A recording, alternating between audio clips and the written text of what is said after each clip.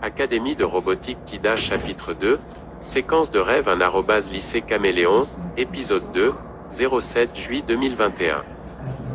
Notre route du papier du samedi a commencé à 5 heures du matin. Mon père m'a déposé avec ma sœur cadette Abigail, un garçon manqué de 10 ans, du côté nord de l'entrepôt. Mon père avait temporairement garé son camion devant le siège de Kokomo Beach News, avec les véhicules d'autres livreurs de journaux. Abigail a grimpé dans le lit du camion et a jeté nos vélos. Elle a dit que c'était trop lent autrement. Il y avait des bosses et des égratignures sur nos 2 vélos à cause de cette pratique de la sienne. Elle a sauté, a claqué le haillon et a fait signe à notre père de décoller. Nous avons emmené nos vélos à l'entrepôt et les avons appuyés contre un mur. J'ai suivi Abigail dans le bâtiment. C'était son idée d'avoir un itinéraire papier. Mes parents m'avaient confié la tâche sacrée de la protéger.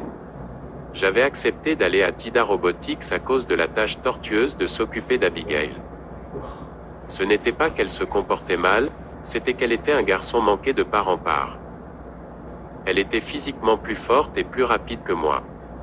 Nous nous sommes dirigés vers le comptoir, où Madame Bellefonte, la secrétaire, a placé 2 piles de journaux devant Abigail. Nous l'avons remerciée et nous sommes sortis.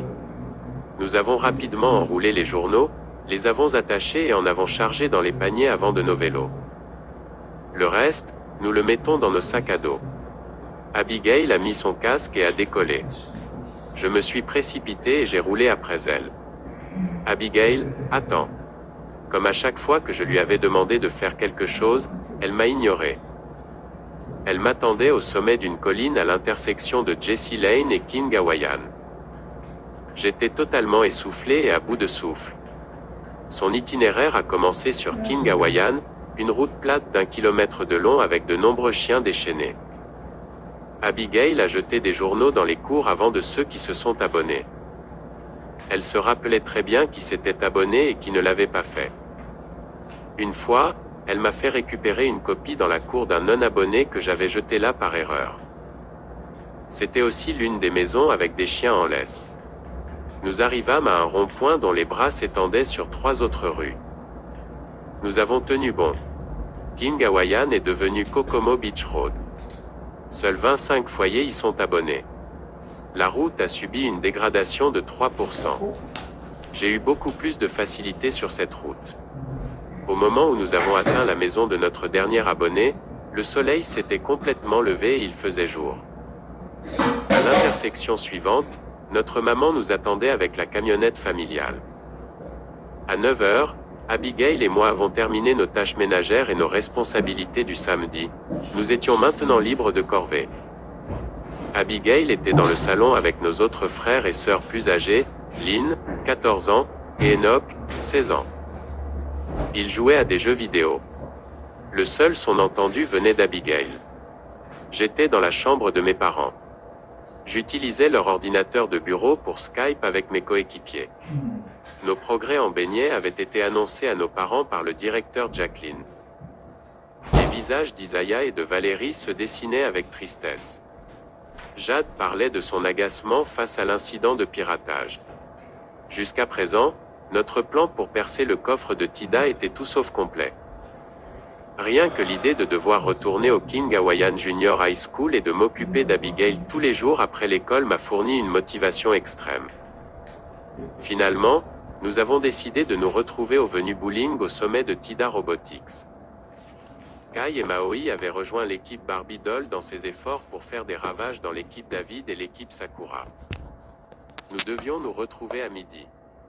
Kokomo Beach Road. Notre route du papier du samedi a commencé à 5 heures du matin. Mon père m'a déposé avec ma sœur cadette Abigail, un garçon manqué de 10 ans, du côté nord de l'entrepôt. Mon père avait temporairement garé son camion devant le siège de Kokomo Beach News, avec les véhicules d'autres livreurs de journaux. Abigail a grimpé dans le lit du camion et a jeté nos vélos.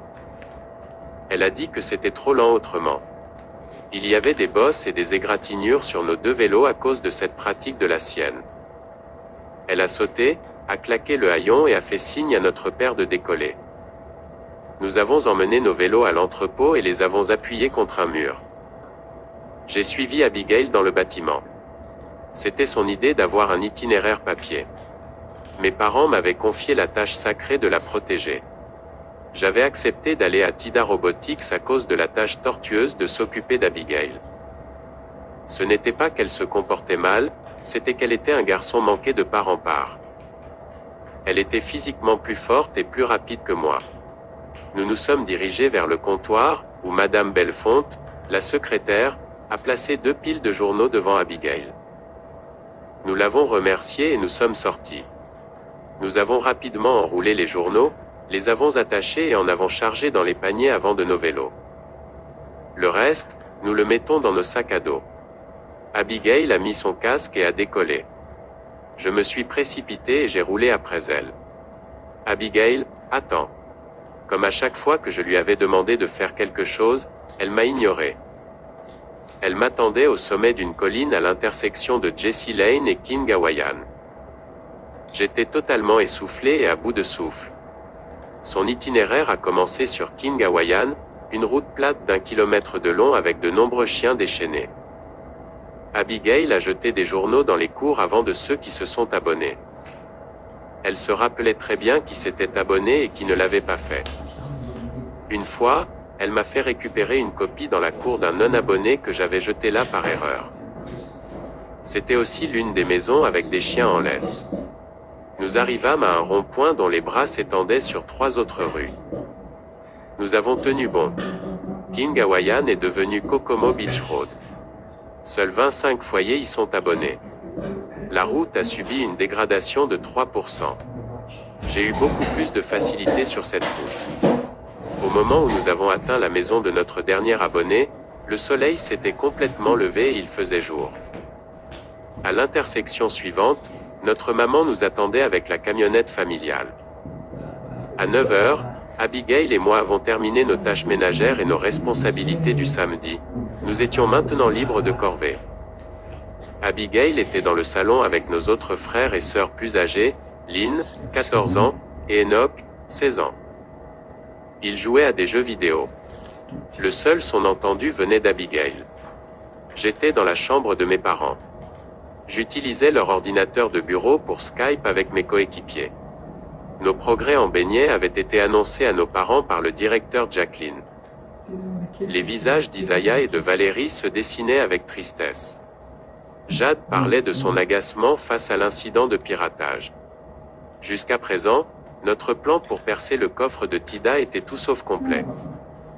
Rien que l'idée de devoir retourner au King Hawaiian Junior High School et de m'occuper d'Abigail tous les jours après l'école m'a fourni une motivation extrême. Finalement, nous avons décidé de nous retrouver au Venu Bowling au sommet de Tida Robotics. Kai et Maoi avaient rejoint l'équipe Barbie Doll dans ses efforts pour faire des ravages dans l'équipe David et l'équipe Sakura. Nous devions nous retrouver à midi. Jade a dit qu'elle avait quelque chose dans sa manche. Au moment où je suis sorti de ma chambre, j'ai vu mes parents attendre dans le couloir avec Abigail. Ils voulaient que je garde ma sœur cadette. Toute protestation de ma part ne ferait que les faire remettre en question ce que je préparais. Je devais garder secret le plan de l'équipe Barbie Doll. J'ai donné un coup de pouce à mes parents. Tout d'abord, Abigail et moi avons fait du vélo jusqu'à Maritime Rentals pour rencontrer Kai et Maoi. Comme d'habitude, le magasin était occupé par des clients qui louaient, revenaient ou essayaient du matériel. Nous nous sommes dirigés vers l'arrière-salle, où Kai et Maoi nettoyaient les locations rendues. Nous nous sommes fait un clin d'œil et avons hoché la tête. J'ai attrapé 2 balais et en ai donné un à Abigail. Elle l'a accepté avec prudence et a dit qu'elle devrait être payée pour son temps et son travail.